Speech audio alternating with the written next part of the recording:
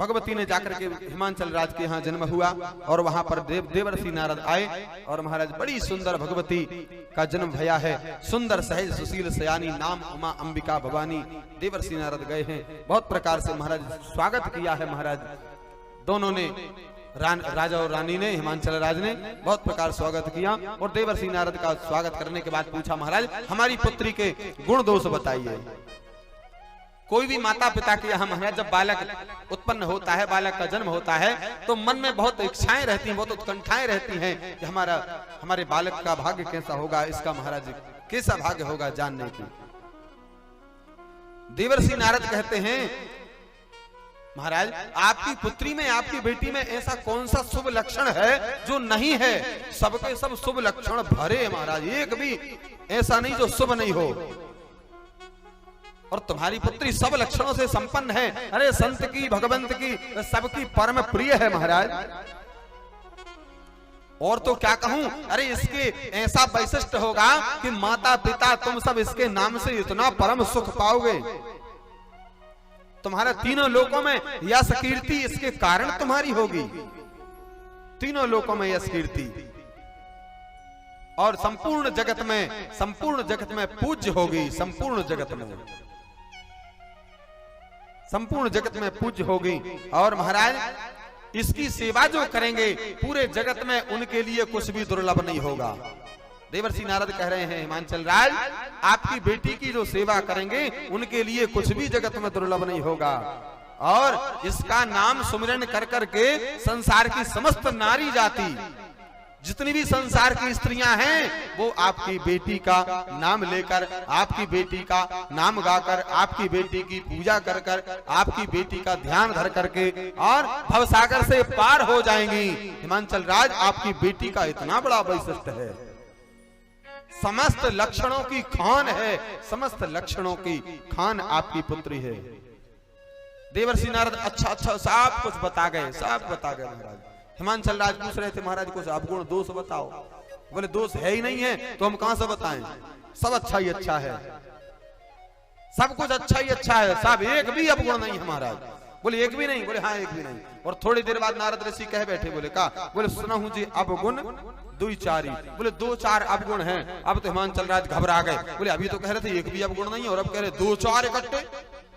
तो एक आध होता तो भी 2-4, एक नहीं। महाराज देवर्षि नारद ने समझाते हुए कहा कि आपकी बेटी में अवगुण नहीं है। तो बोले आपकी बेटी का जो दामाद होगा ना, आपकी बेटी का जो पति होगा ना उसमें होंगे महाराज। बोले अच्छा, बोले क्या क्या होंगे बताइए तो। बोले जो इसका दूल्हा होगा ना उसमें अवगुण होंगे। बोले क्या? बोले अगुण, अमान, मातु पितुहीना। कह रहे थे कुछ और भाई, वो समझा कुछ और रहे, बता कुछ और रहे, लेकिन ये समझ कुछ और रहे। अगुण का मतलब ये कह रहे थे कि रज और तम महाराज और सत रज तम तीनों गुणों से महाराज अलग ही होंगे। ये समझे कि कोई गुण नहीं होगा एक भी। अगुण, अमान, ये कह रहे थे कि वो मान और सम्मान से परे है, सबसे परे है, अलग ही महाराज। महादेव की दुनिया अलग है, लेकिन ये क्या समझे? बोले वो कोई उसका सम्मान नहीं करेगा, कोई उसका सम्मान ही नहीं करेगा महाराज, उसका कोई मान नहीं होगा। उदासीन सब संशय छीना, देवर्षि नारद सब बता रहे हैं हो महाराज। और कहा जोगी, बोले योगी होगा, जोगी। तो जोगी होगा मतलब ये समझे महाराज कोई बाबा बैरागी होगा। अब भगवान से कौन से वाले योगी हैं, वो तो अलग वाले, लेकिन ये समझे कि जोगी वो होगा जो इधर उधर घूमने वाला महाराज, भटकने वाला। जटिल अकाम मन महाराज कैसा होगा? बोले जटाधारी होगा महाराज, नंगा घूमता होगा, इधर उधर नंगा भ्रमण कर रहा होगा महाराज चारों तरफ, अमंगल भेषधारी। ऐसा पति इसको मिलेगा, इसके हाथ में ऐसी रेखा पड़ी है हो महाराज। जैसे ही सुना हिमांचल राज मैना महारानी देखते हैं अपनी पुत्री के मुखमंडल को, इतनी सुंदर महाराज पुत्री को ऐसा पर मिलेगा। दोनों की आंखों में आंसू आ गए, लेकिन माँ तो गदगद हो गई महाराज। पार्वती मैया सुनकर गदगद हो गई, बोले ये सब तो मेरे महादेव में ही है। और कहीं हो ही नहीं सकते। सब मेरे भोले बाबा में एक एक दर्शन कर लिया मैया ने, लेकिन मैना और हिमांचल राज दोनों दुखी हो गए। ये बात कोई नहीं समझा। मैया जो गदगद भई ना, प्रसन्न भाई, ना तो नारद समझे और ना महाराज हिमांचल राज समझे, ना मैना मैया समझे। लेकिन महाराज हिमांचल राज कहते, हिमांचल राज ने कहा महाराज कोई उपाय, बोले कोई उपाय बता दीजिए, कोई उपाय हो इसका। तो देवर्षि नारद ने कहा उपाय, कहा महाराज कोई उपाय। बोले तुम देवर्षि नारद की वाणी को क्या समझते हो? मैंने बहुत विचार करके कहा है। देवर्षि नारद क्रोध पूर्वक वचन बोले, कहे मुनि सुनो, जो विधि लिखा लिलार और देव धनुज नर नाग मुनि को न मेटनिहार। बोले इसके हाथ में रेख है और जो विधाता ने जो रेख बनाई है इसे कोई मेट नहीं सकता, कोई नहीं मेट सकता। महाराज का महाराज कोई उपाय बता दो, कहीं तो उपाय होगा।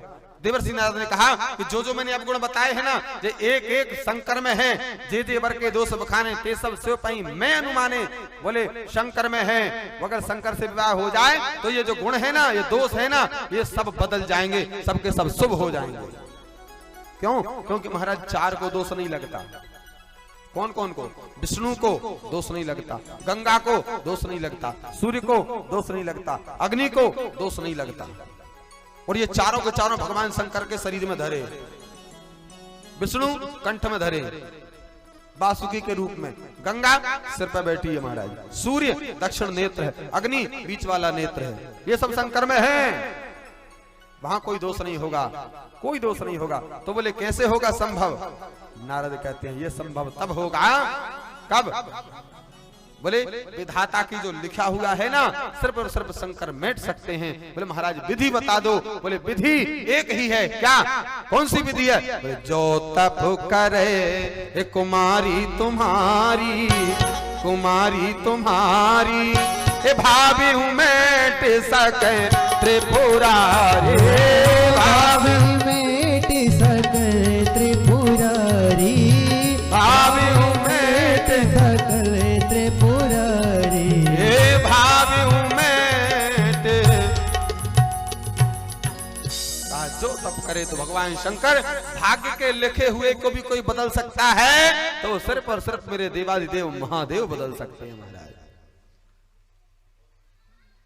सिर्फ और सिर्फ देवादिदेव महादेव बदल सकते हैं और कोई नहीं बदल सकता। महाराज भगवती ने बड़ी प्रकार से तप किया, महाराज बड़ी प्रकार से तप किया। ऐसा तप आज तक किसी ने नहीं किया महाराज, किसी ने नहीं किया। और महाराज और ये जो तप किया महाराज, सूखे पत्ते खाकर निराहार रहकर बिना जल के रह करके इतना भारी तप किया, भारी उपवास किया महाराज। आकाशवाणी भई, आकाशवाणी भई, हे पर्वत राजकुमारी, हे पर्वत राजकुमारी, तुम्हारा मनोरथ सफल हो, तुम्हारा मनोरथ सफल हो। तो तुमने असह्य क्लेशों को धारण किया, अपने सुख सुविधा सब राज पाठ सब त्याग करके राज सुख त्याग करके तुमने क्लेश उठाए। धन्य हो, तुम्हारा यह तप सफल हो, तुम्हें भगवान शिव प्राप्त होंगे। भगवती ने आकाशवाणी पर भरोसा नहीं किया ना। और महाराज जब कोई बुलाने, महाराज हे भवानी आपका यह मनोरथ सफल हो, सदा सत्य सदा सत्य सदा सत्य 3 बार कहा, लेकिन भगवती कहती ना महाराज मैं कैसे मानूं। अब जाओ तुम्हारे पिताजी बुलाने आएंगे, तुम यह सब छोड़ करके घर चली जाना। महाराज बहुत प्रकार से तप किया भगवती ने, आकाशवाणी ने वर दिया। और यहाँ पर महाराज माँ का चरित्र पूर्ण हुआ। अब कहते हैं कि महाराज बाबा उस समय क्या कर रहे हैं? जब से सती मैया ने शरीर त्यागा है तब से मन में बहुत खेद है। और समाचार ये पाया है कि पार्वती का जन्म हो गया, तो महाराज वो प्रसन्नता भी है। तो क्या करते हैं महाराज? सुख भी है दुख भी है, दोनों में क्या करना चाहिए महाराज? सुख आए फूलो मती, दुख आए तड़पो मती। और सदा मन से हरि नाम गाते चलो, कृष्ण गोविंद गोपाल गाते चलो। बाबा क्या करते हैं? बाबा मेरे राम जी का नाम गाते हैं, जपहीं सदा रघुनायक नामा। जगह जगह जाकर भगवान का नाम गाते हैं, भगवान की कथा सुनते हैं महाराज, भगवान की कथा सुनते हैं। राघवेंद्र सरकार ने जब ये नियम देखा, भगवान की भक्ति में लगे हुए हैं शिव जी, राम जी प्रसन्न हो गए, राम जी प्रकट भय, राम जी प्रकट भय, तो महाराज से शिव जी ने हाथ जोड़े, प्रभु आज्ञा करिए। महाराज राम जी ने कहा, महाराज आप तो धन्य हैं, कितनी बार हम आपकी सराहना करें, आप तो धन्य हैं। बहुत प्रकार से समझाया राम जी ने, प्रभु भोलेनाथ हम आपको एक बात कहें। बोले क्या? बोले पार्वती का जन्म हो गया है और पार्वती मैया की विशिष्टता, पार्वती मैया के गुण, पार्वती मैया की बहुत बहुत प्रकार से महाराज बड़ाई करके शिव जी को सुनाए।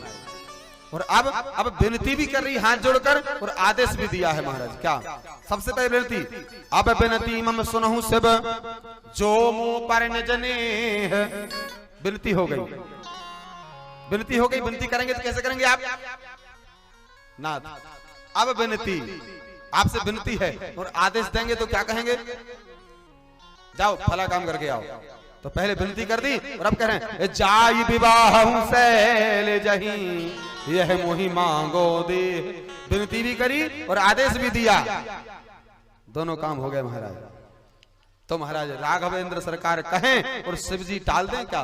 भगवान शंकर, हे आज्ञा सर पर नाथ तुम्हारी, आज्ञा सर पर नाथ तुम्हारी, आज्ञा सिर पर नाथ तुम्हारी, आज्ञा सिर पर नाथ तुम्हारी। तुम सब भांति परम हितकारी, तुम सब भांति परम हितकारी, तुम सब भांति परम हितकारी। और महाराज हाथ जोड़े, प्रभु आपका वचन मैं कैसे टाल सकता हूँ। और महाराज इस प्रकार भगवान राघवेंद्र सरकार कहकर चले गए। शिव जी ने उनकी वह मूर्ति अपने हृदय में नेत्र बंद करके विराजमान की और उसी समय सप्तऋषि महाराज भगवान शिव के पास आए और प्रभु महादेव ने उनसे अत्यंत सुहावने वचन कहे।